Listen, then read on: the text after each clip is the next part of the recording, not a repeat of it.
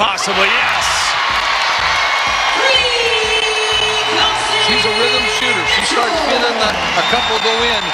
Possibly, yes, she's a rhythm shooter. She starts getting a couple go in. They called it the pinnacle of women's basketball, the WNBA Finals. Two elite teams, championship glory on the line, MVPs in every position. And yet, when Aja Wilson and Diana Taurasi stepped onto the court, they were met not with roaring crowds, but with rows of empty seats stretching into the rafters, a stark, undeniable symbol of a league in crisis. What should have been a celebration became an indictment. The finals exposed a brutal truth the WNBA could no longer ignore. Its success had never been self-sustaining. Without one player, Caitlin Clark, the arena looked hollow.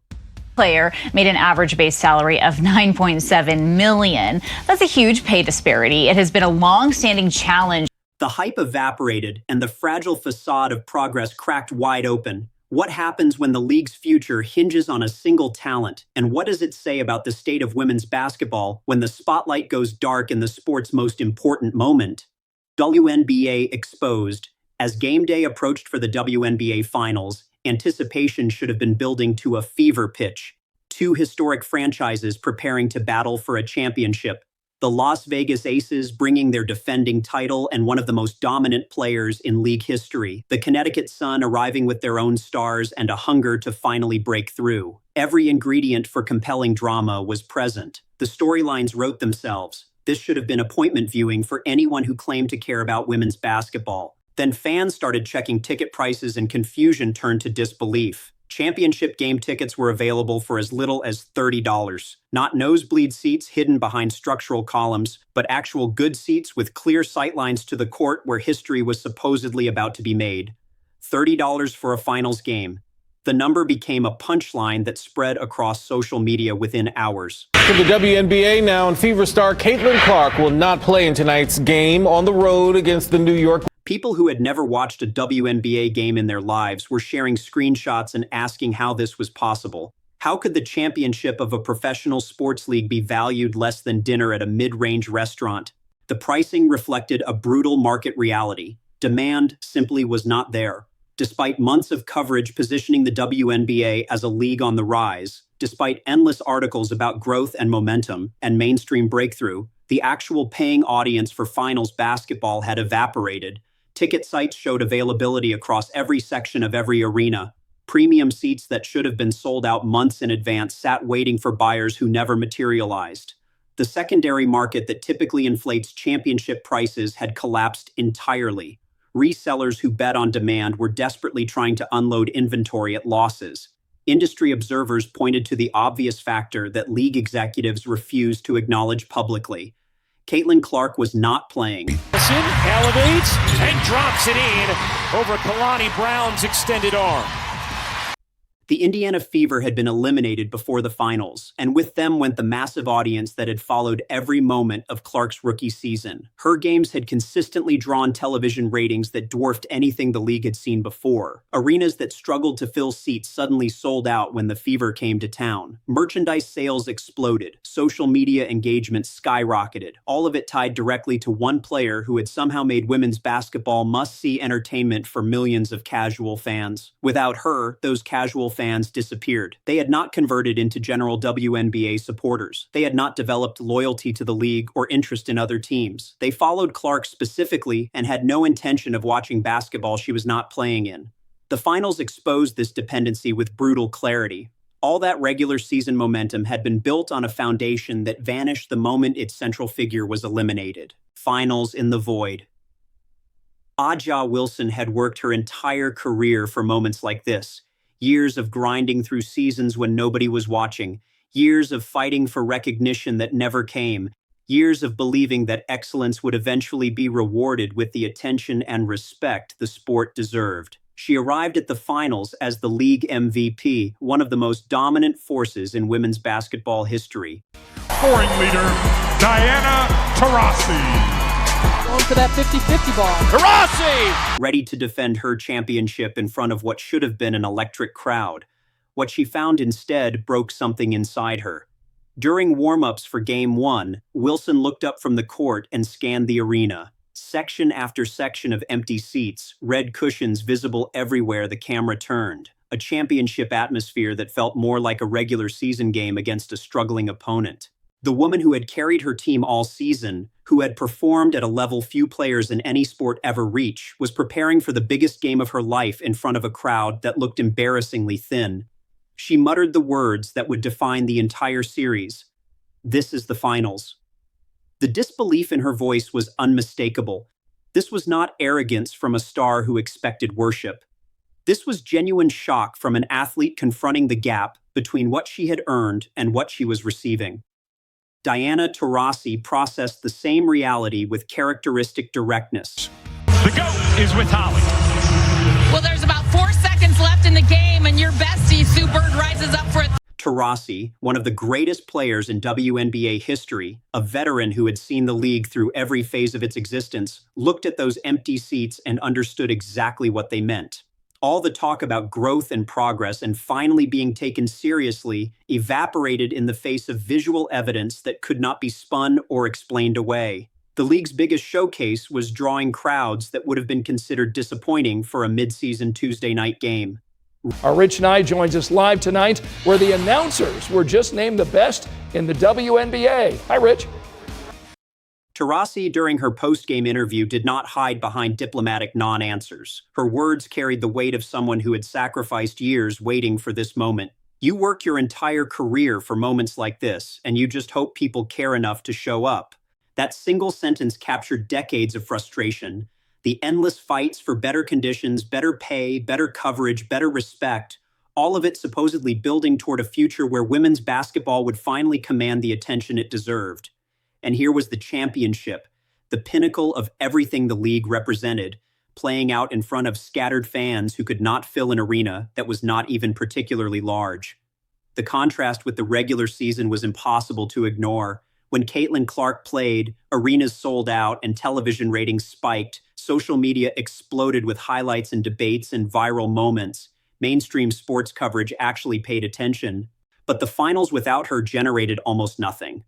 Social media engagement was flat. National coverage was minimal. The game clips that usually spread across platforms disappeared into algorithmic irrelevance. It was as if the entire sports world had decided the championship did not matter. 96% no-show. The numbers told a story that no amount of institutional optimism could dispute. When polls asked fans whether they would be watching the finals, 96% said no. 96%. A championship series between two excellent teams with legitimate star power and historical significance was being rejected by almost everyone who had paid attention to the league during the regular season. The 4% who said yes were treated almost as curiosities. Brave souls willing to watch something the overwhelming majority had already dismissed. Those poll results circulated widely and became their own form of viral content. Not because people were celebrating the finals, but because the rejection was so total that it seemed newsworthy. Sports commentators, who typically focused on other leagues, suddenly found the WNBA interesting again. Sky faced off against the Indiana Fever right here in Chicago today. But only because the failure was dramatic enough to attract attention. The story was not about championship basketball anymore. The story was about a league that had fumbled its biggest moment so completely that the collapse itself became entertainment. The correlation with Caitlin Clark's absence was undeniable. During the regular season, her games had drawn television audiences that shattered every previous record. Fever games consistently outperformed the rest of the league combined. Making All-Star game last night, Team Clark versus Team Collier was the highest scoring WNBA All-Star game. Road arenas that had struggled with attendance for years suddenly sold out when Indiana came to town. The economics were clear. Clark was not just popular. She was the primary engine driving fan interest across the entire league. Speculation about what finals ratings would have looked like with Clark participating became its own genre of commentary. People estimated that tickets would have started at $300 minimum if the Fever had advanced. Courtside seats might have reached $5,000.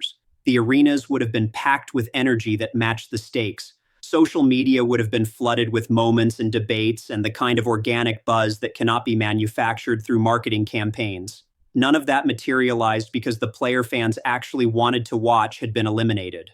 This created an uncomfortable dynamic that league officials desperately wanted to avoid discussing. The WNBA had spent years building institutional narratives about team parity, rising stars across multiple franchises, and a league-wide product deserving attention regardless of which specific players were involved. The finals exposed those narratives as aspirational fiction. The audience was not interested in the WNBA as an institution. They were interested in Caitlin Clark. Remove her and remove the audience. It was that simple and that devastating.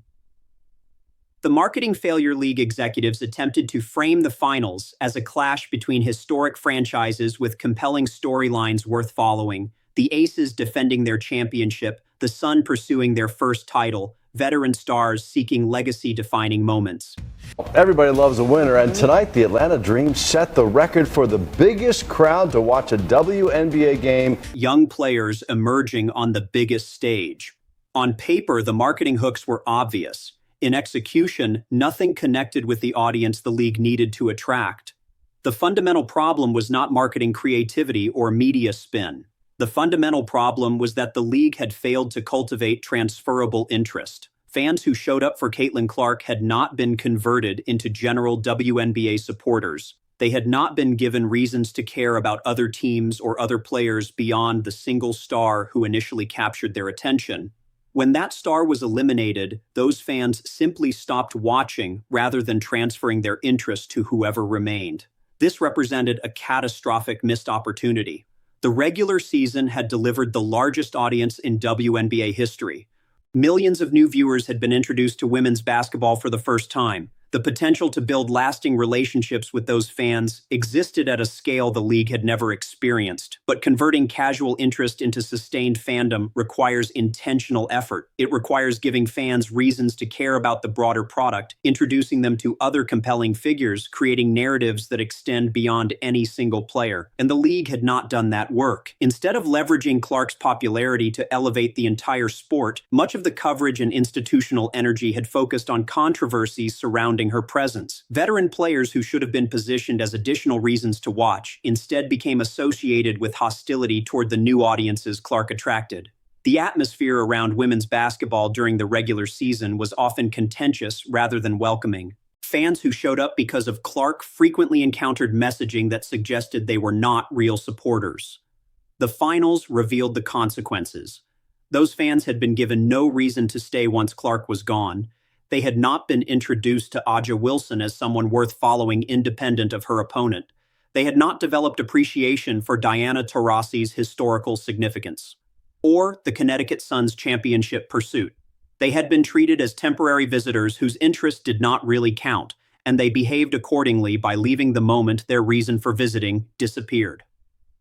The divided court. The empty arenas exposed something deeper than marketing failures.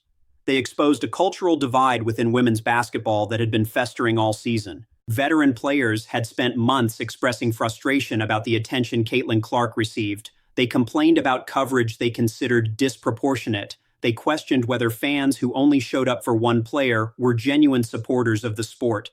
They created an atmosphere that suggested new audiences were unwelcome interlopers rather than valuable additions to the community. Those attitudes had consequences. Fans pay attention to how they are characterized. When veterans dismiss new supporters as bandwagon followers who do not understand real basketball, those supporters receive a clear message about whether they belong. When players express irritation about crowds that only show up for one star, those crowds learn that their presence is resented rather than appreciated. The hostility may have felt justified to athletes who had worked for years without recognition, but it poisoned the potential for converting temporary interest into permanent fandom. Diana Taurasi's post-game comments about deserving crowded arenas sparked immediate debate precisely because the context was so charged. Some fans sympathized completely. Of course, championship basketball deserved packed houses and electric atmospheres. Of course, veterans who had given everything to this sport deserved recognition for their excellence. The frustration was legitimate, and the disappointment was earned. But other fans pointed out the contradiction. Many of the same veterans expressing frustration about empty finals arenas had spent the regular season complaining about the new fans who could have filled those seats. They had dismissed the audience Clark attracted as less authentic, less knowledgeable, less deserving of consideration. And now they were upset that audience had not shown up to support a championship series featuring players who had been dismissive of their presence all season. The criticism wrote itself. You cannot spend months telling fans they do not matter and then expect those fans to appear when you need them. The division had real costs. Energy that should have gone toward building the sport instead went toward internal conflicts that alienated potential supporters. Coverage that should have celebrated women's basketball instead focused on controversies that made the league look petty and unwelcoming. Momentum that should have carried through the entire season instead dissipated the moment the player driving it was eliminated. The finals revealed what happens when a league allows cultural divisions to fester rather than healing them. The rookie effect. The WNBA faced a reality it had spent years desperately trying to avoid confronting.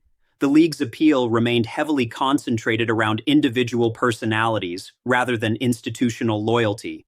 When those personalities were present, interest surged to historic levels. When they were absent, interest collapsed so completely that championship games could not fill arenas even with $30 tickets. The finals proved what executives refused to say publicly. Even the highest stakes competition in women's basketball could not generate sustained attention without the specific stars audiences actually wanted to watch. This dependency created existential questions about the league's entire future. Building sustainable growth requires developing multiple compelling figures across multiple franchises. It requires creating reasons for fans to tune in, regardless of which specific players are participating on any given night. It requires institutional appeal that transcends individual careers and survives the inevitable transitions when stars retire or get injured or simply have off years. The WNBA had none of that foundation. It had Caitlin Clark. And when she was not playing, it had empty arenas and championship tickets treated like clearance merchandise that still could not find buyers. The veterans understood this truth, even if they resented it deeply. Their frustration during the finals was not simply about attendance numbers or respect they felt owed. It was about confronting undeniable evidence that their excellence alone could not command the attention they believed they deserved. They had performed at the highest level for years. They had won championships and set records and played basketball as beautiful as anything the sport had ever produced. Aja Wilson was a legitimate MVP candidate by any measure. Diana Taurasi was one of the greatest players in league history. Neither of their names could fill seats the way a rookie from Indiana could without even trying. That reality stung in ways that went beyond professional disappointment. These were athletes who had sacrificed years fighting for recognition that never came, who had watched the league struggle through decades of minimal coverage and empty arenas and constant questions about viability, who had believed that excellence would eventually be rewarded with the attention and respect the sport deserved. And here was their championship moment, the culmination of everything they had worked toward, playing out in front of scattered crowds while the sports world collectively shrugged. The path forward remained painfully unclear. The league could continue pretending the problem was fixable through better marketing or adjusted ticket pricing or increased media coverage. It could blame fans for not appreciating the product being offered. It could express frustration about audiences that only materialized for one player and disappeared when she was eliminated. But none of those responses would change the fundamental dynamic the finals exposed with such brutal clarity.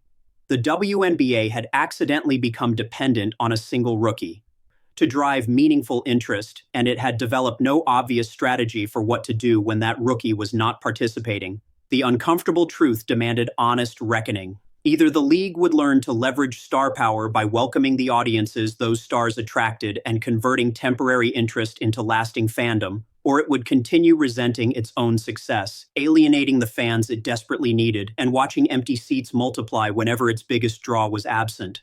The finals provided the answer nobody in leadership wanted to hear. The question now was whether institutional pride would allow them to accept that answer and adapt accordingly, or whether they would repeat the same mistakes until the opportunity for growth disappeared entirely and the empty arenas became permanent rather than temporary embarrassments. Conclusion. The empty seats tell a story the league cannot ignore, a story of missed opportunities, of momentum tied to a single player, and of a fan base the WNBA risked alienating at its own peril. Caitlin Clark changed the game, but but the finals revealed how fragile that change truly is. Will the league finally build on the audiences she created, or will it cling to old ways until the spotlight fades entirely? The next chapter is already unfolding, and everyone watching knows one truth. In a league where one player can move mountains, the question isn't if change will happen, but who will survive it. End. Summary 16. Real Clips used Caitlin Clark injury news player, salary disparity, Clark not playing broadcast, Aja Wilson scoring highlight, Diana Taurasi game action, Taurasi Sue Bird post-game interview, sports anchor news segment, Indiana Fever game in Chicago, All-Star game, Team Clark versus Collier, Atlanta Dream attendance record, Diana Taurasi game action, Taurasi praising Clark interview player defense, post-game interview, commentary on player skill, Aja Wilson Sports Center interview, Caitlin Clark steal and drive highlight,